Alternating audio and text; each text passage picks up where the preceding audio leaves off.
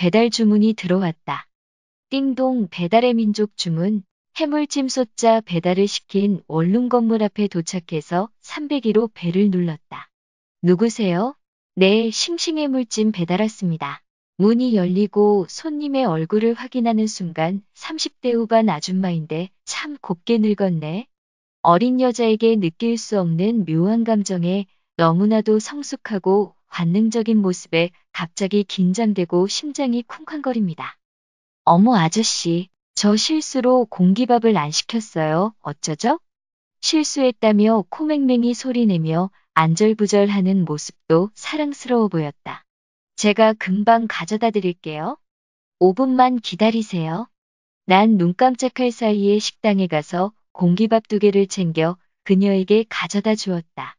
그녀는 배달비에 공기밥까지 보태 3,000원을 건네주었지만 돈을 받지 않겠다며 서비스라고 했다. 그러자 그녀는 너무 미안해했고 냉장고로 가더니 캔커피를 하나 꺼내서 내 손에 쥐어주었다. 이후 그녀는 내가 만든 해물찜이 입맛에 잘 맞는지 일주일에 서너 번씩 배달시켜 먹는 단골 손님이 되었다. 그리고 난 그녀에게 갈 때마다 공기밥 2개씩을 공짜로 주었고 그녀는 담례로 시원한 캔커피를 선물로 주었다. 언젠가부터 음식값은 공짜가 되었고 새우찜을 시키는 날은 내가 보고 싶다는 둘만의 신호가 생겨났다. 안녕하세요. 저는 현재 배달음식점을 운영하는 32살 남자입니다. 저도 생산직이긴 하지만 한때는 구미에서 제일 잘 나가는 대기업에 다녔었지요. 보너스가 1년에 800%에 하루에 8시간만 일하면 되고 3주에 한 번씩 야근을 해야 하는 3교대였지만 삼성 다음으로 많은 연봉을 받는 곳이었습니다.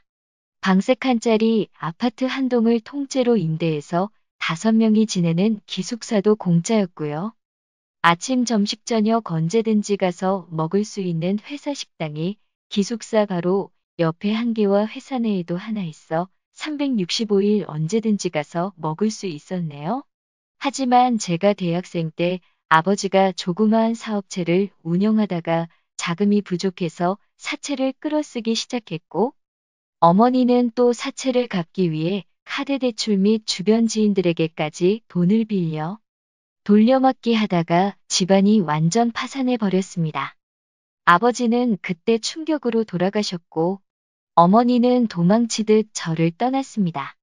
저는 가만히 서서 떠나가는 엄마의 뒷모습을 지켜만 봐야 했습니다. 수중에는 돈도 없고 오갈 데가 없는 신세가 되자 나는 학교를 휴학하고 군대를 갔습니다. 아버지 사업만 망하지 않았으면 가족들과 함께 훈련소로 가면서 따뜻한 배웅도 받았을 텐데 혼자서 입대를 위해 기차를 탔는데 가는 내내 몇 시간 동안이나 서럽게 울기만 했습니다. 제대 후에도 마땅히 갈 데가 없었지만 다행히 숙식이 제공되고 월급만이 주고 남들은 가고 싶어도 못 가는 대기업에 취직해 3교대로 일을 했습니다. 야간 근무 끝나 돌아오는 3주째에는 2박 3일로 쉬는 날 생기는데 어디 마땅히 갈 데가 없어 늘 기숙사에서 지냈어요. 너무 외롭고 기분 좋을 일 하나 없는 생활에 지쳐 내 자식에겐 지금 같은 상황을 물려주기 싫다면서 결혼을 하지 않기로 결심했습니다.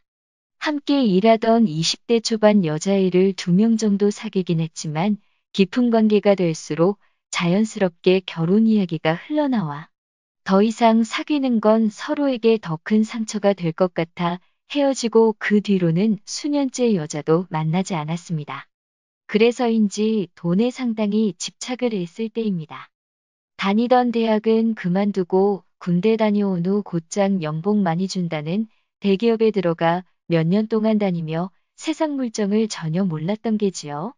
아직도 후회를 하는 게 아무리 더럽고 치사해도 직장에서 버티고 버티다 나올 걸 후회스럽네요.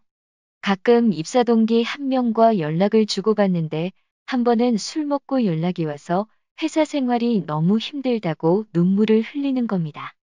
연봉도 많이 받고 예쁜 마누라에 부러울 게 없는 놈이 왜 울고 있냐고 하니까 이번에도 진급에서 누락되어서 다른 팀으로 옮기게 되었다더군요. 대기업에선 나이 먹고 진급 못하고 능력 좀 떨어지는 사람들은 일하는 팀을 바꿔버리는 경우가 종종 있습니다. 나이 많은 경력자가 다른 팀으로 옮겨가면 그곳에는 새로운 일을 해야 하고 신입과 똑같이 처음부터 일을 배워야 하니까 사내에서 한마디로 창피를 주기 위한 거죠. 그래서 제가 나와봐야 별 볼 일 없다. 나처럼 비가 오나 눈이 오나 오토바이 몰고 다니며 배달이나 할래? 그랬더니 울음을 뚝 꺼치더군요. 나처럼 장가 못 가고 이렇게 살기 싫으면 잘릴 때까지 최대한 붙어 있다가 나오라고 충고를 합니다. 그 친구는 힘들 때마다 전화가 오는데 저를 보면 힘이 나나 봅니다. 전 공장 생활 몇 년 후 모아둔 돈으로 요식업 쪽으로 사업을 시작하기 위해 퇴사를 했습니다. 점점 나이 들어 야간에 일하는 것도 지치고 연봉 많이 주는 만큼 회사 생활도 녹록지가 않습니다. 일은 힘든 게 없는데 업무 스트레스가 장난이 아니었죠. 세상엔 공짜가 없다는 걸 그때서야 알게 되었습니다. 부산에서 우리 고모가 해물찜 식당을 하고 있었는데 한 번은 TV에 나오더라고요.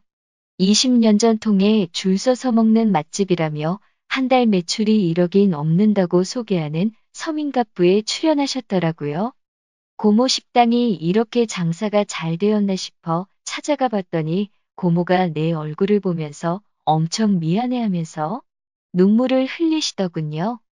절 찾아 대학 등록금과 방이라도 얻어주려고 수소문했는데 우리 김 시장 손이 아버지 돌아가시고 대학도 못 나오고 공장 다닌다는 소리를 듣고 눈물이 났더랍니다.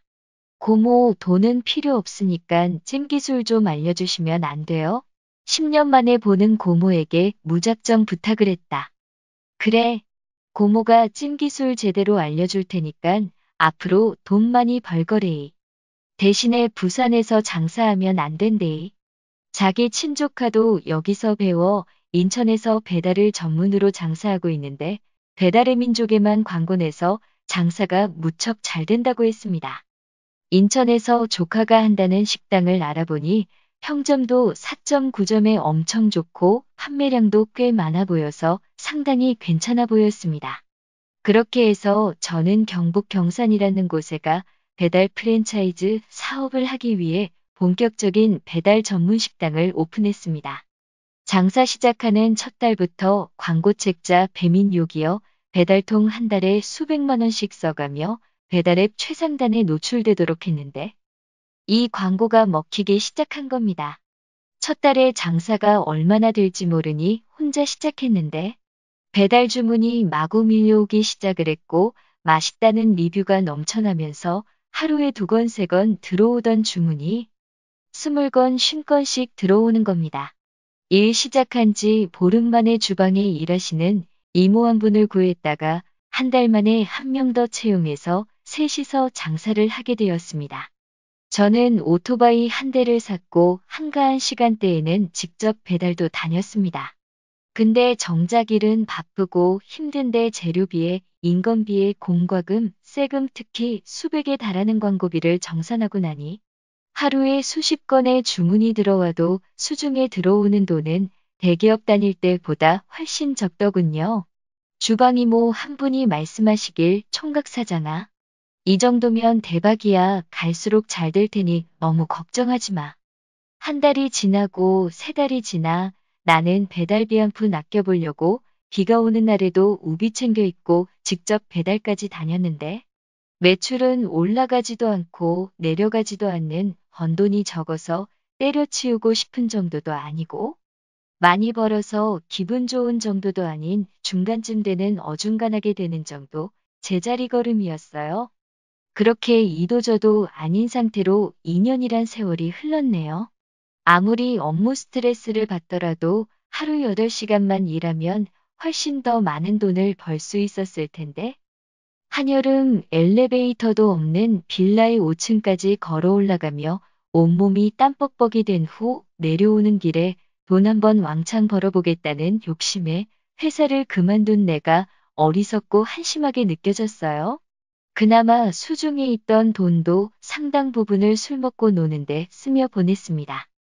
제 삶의 낙이라곤 낮에는 열심히 배달해서 돈 벌고 밤에는 여자들 만나 노는 게 다였을 때였죠. 하루는 오후 3시쯤 배달 주문이 들어와 직접 배달을 갔습니다. 손님은 원룸에 혼자 살고 30대 후반으로 보이는 미씨처럼 보이는 젊은 아줌마였습니다. 얼굴은 나이 들어 보이는 아줌마처럼 생겼는데 짧은 반바지에 위에는 헐렁한 민소매티를 입고 있는데 얼핏 봐도 몸매가 예사롭지 않아 보이더군요. 상당히 매력적이었습니다.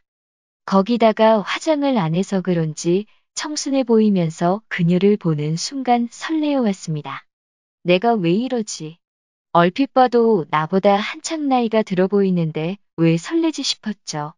그녀는 그 뒤로도 일주일에 1에서 2번씩은 해물찜이나 아구찜을 번갈아 가며 주문을 했고 배달 갈 때마다 그녀를 보면 설레어 왔어요.